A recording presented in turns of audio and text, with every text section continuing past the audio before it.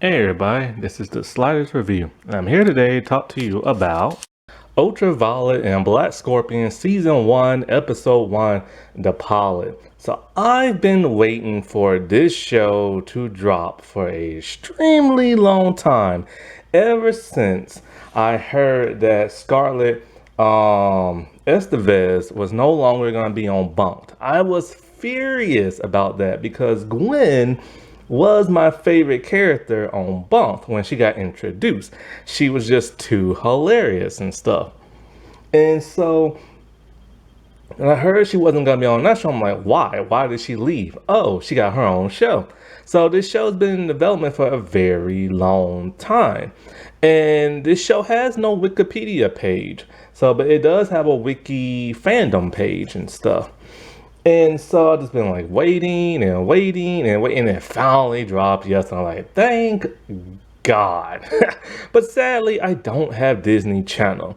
So I'm just going to have to wait till it's on Disney Plus, which now I have to keep my Disney Plus. Or I could just use the Disney Channel app, but that thing is weird. So I'm going to have to wait to Disney Plus. Now, I am very shocked and surprised by this show. First, let me get into little details and research of this show. So, like I said before, it stars Scarlett Everez. She was Gwen on Bunked. And it also stars Cruz de la Vega as the Black Scorpion, also playing her uncle. So, originally, this show was supposed to be called Ultraviolet and the Blue Demon. And the Blue Demon Jr. was supposed to appear in this. Now, the Blue Demon Jr. is a real lucha libre like wrestler dude.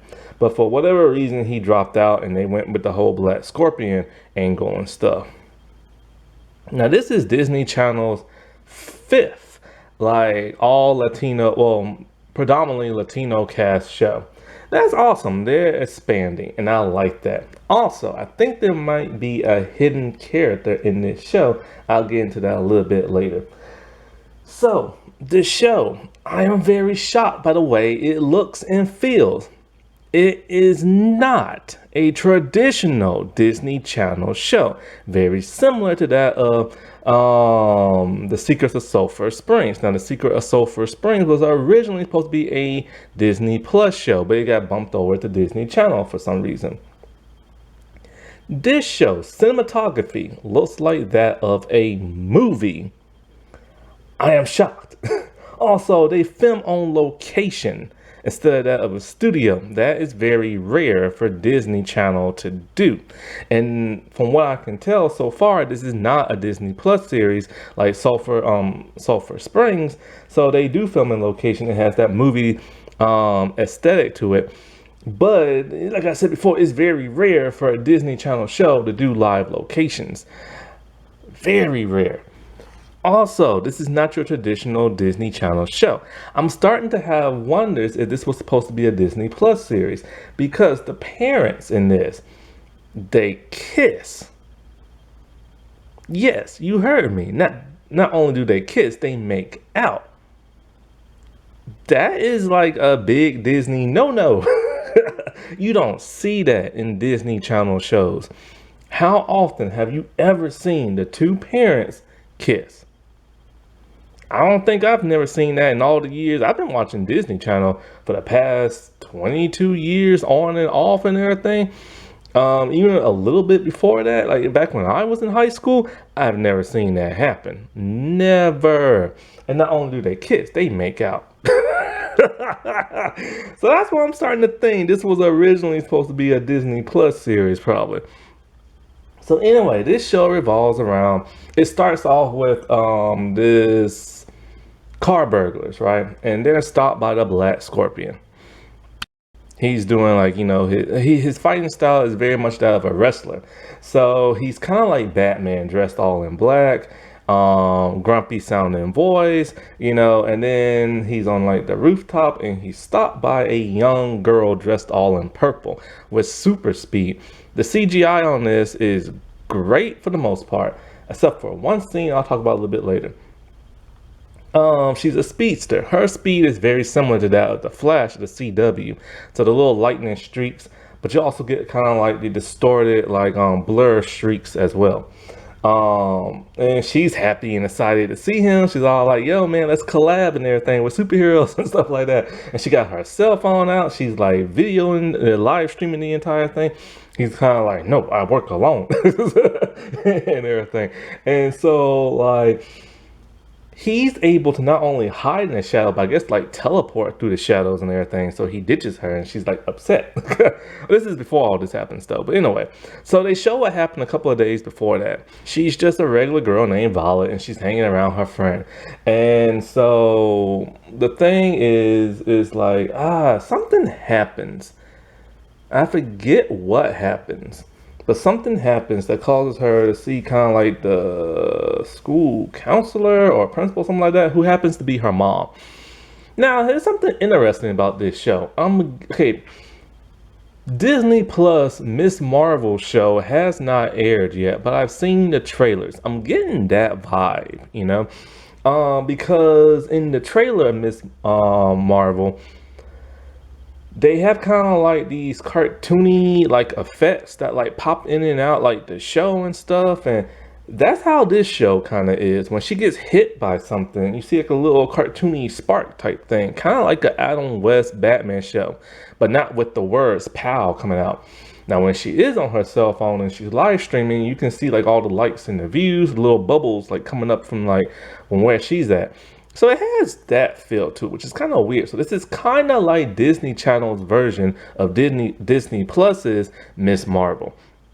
So anyway, she's talking to her mom, and her mom's giving her like advice and talking about how like, you know, your brother did something like really, really cool. So basically it's like this. Her brother is a overachiever. Santiago's his name. He's an overachiever. He's always winning awards. He's good with sports. He created like plates at a pottery class he took. He's not even on the academic team, but he's revered by it and stuff like that. So he's the favorite in the family, and the parents really show how much they love him being the favorite, which kind of gets on the nerves of Violet and everything. So one night she has a dream, and she's dreaming of this lucha libre type mask. It's purple. So she's kind of freaked out by that. Her and her friend, they're out shopping, and all of a sudden she sees a bunch of wrestling masks, and she sees the one from her dream. She goes to touch it, but then all of a sudden everything disappears, and now it's purses instead of masks.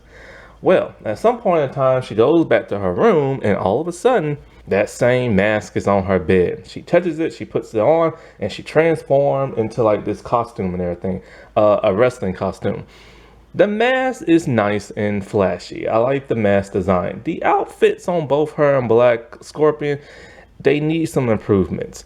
They're a little bit on the cheap side and everything, but you know, there's some nice leather or some shine to it, you know, something to make it pop, you know what I'm saying? So anyway, not knowing what has just happened to her, other than her transforming, she like, you know, starts to walk, and all of a sudden her speed comes in and she crashes into like the wall. So she's not sure what's going on, but she thinks it's awesome. And of course, what does any like, you know, superhero kid who just discovered they're a superhero do? Tell their best friend. So it has a little bit of that Shazam to it from the DC movie. So of course she tells Maya, and Maya is all excited, and they're recording everything, right? And so Maya is all like, let me put on the mask. So when she puts it on, nothing happens. So she doesn't understand why it affects Violet and not her. So in a way, she comes up with the name Ultraviolet, and Maya wants to know how to do that. Well, of course, her name is Violet. Her favorite color is purple, and when she's washing clothes, it says Ultra something. I used to buy that washing detergent until I switched up, and so that's how she just got the name. So I like the fact that she gave herself a superhero name and not like the media or nothing like that. I get tired of that superhero movies. So they're having fun, using out the super speed. And this is when the one CGI moment looks bad. is when they do a close-up on her face running, it looks very cheap CGI and everything. I'll let that pass because the show has great cinematography and great CGI everywhere else. So so there's something going on with her, and she wanted her uncle to show up, right? So she calls him, and he's like, he trains people how to wrestle. He said he'll try to make it, but of course he doesn't, and this upsets her. So then, while in her superhero costume, she goes and she wants to like collab with another superhero and everything. So she finds the Black Scorpion, and he wants nothing to do with her. This is what takes us from like the beginning of the episode. And he wants nothing to do with her. He wants to just be a loner, a brooder, and this and that. And so it's cool because they have this dynamic of that of Batman and Robin. She's really chatty and flashy, and and he's very dark and broody and everything. So he ditches her by going into the shadows. She's running around town looking for him, and she spots him jumping from rooftop to rooftop. And as she follows him, he goes into like a building. He takes his mask off. Now, when he takes his mask off, it's like black smoke and stuff like that. She sees it's her uncle and everything. And she's very shocked. And she takes off her mask, and he's very shocked too. He's all like, oh, the mask chose you and it chose me. And so she thinks this is like kindred spirit type stuff. And he's all like, no. And he's all like, look, when you put on this mask, you keep your identity secret. And, because it could like affect like, your personal life and put your family in danger and stuff. Anyway, at some point she convinces him to like take her out like on a stakeout type thing. He goes to a chop shop, and so he's like just whooping on like the bad guys and the wrestling style. She thinks this is so cool, and she's like recording the whole thing. Well, she tells her friend at some point, because when they was running, remember when I said they was recording her running around town and stuff? That got a lot of likes and views from people at her school. So she thinks, hey, wouldn't it be cool to get even more people to recognize me if I take off my mask? That way people can think I'm cool like my brother and stuff. So as he's like whooping on him and everything, she takes some gumballs and she starts using them as like flying darts, like going really fast, and she's taking out the bad guys. So then at some point in time, she's about to reveal herself to the whole world, and she sees her uncle behind her. And he's all like, look, I can't stop you. The mask chose you, but and he gives her this big and powerful speech. Well, she doesn't end up taking her mask off. She's going to keep it secret. So what he's going to do, he's going to train her how to be a superhero and stuff, and teach her how to fight and everything. And so now they're the duo of like Ultraviolet and Black Scorpion, and it's really cool. Like I said before, the cinematography, great. Camera work, great. CGI, great, except for that one moment. Acting is great. It's more serious, like a drama, but there is humor to blend it out, and it needs that and stuff like that. It's weird that this is a Disney Channel show because it's so serious and everything. This is like old school Disney Channel show from the Zoog Disney era. So I'm glad they're going back in that direction, because the Disney Channel era created a lot of bad girls and bad boys and stuff. Now, here's one interesting thing about this. I think that either Violet or Maya might be Disney Channel's secret LGBT characters, which is very rare because they had one on that one Max show where that dude came out. Now, the reason why I say this is because when what's her name? Violet was walking towards her bed to get the mask. They take focus on her shoes. So there's a lot of emphasis on her shoes. Either is brand placement or what, I don't know. But there happens to be a rainbow on her shoes, at least one of them. Then when when it comes to Maya, in the early beginning, she's like, look, Maya, you're my best friend. I love you to death. So I'm like, And so then when Maya finds out her identity, she's zipping around her room cleaning up real fast. There happens to be a rainbow flag type poster type thing on her wall, and I'm just like, the rainbow flag is normally associated, or rainbows nowadays, or just whenever you see a rainbow of anything, is normally associated with that the LGBT community. So I'm curious if they're trying to set that up for the show, but they don't want to come out and just say it because they're afraid people might like hate on the show. So they might do like that other show, Andy Matt, where they slowly, reveal it and stuff.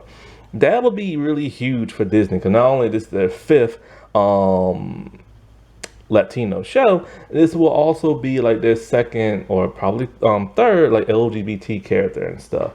And representation does matter. And what's so great about this show is that it's like, when I say it's all Latino, like family, it's let Hispanics playing it.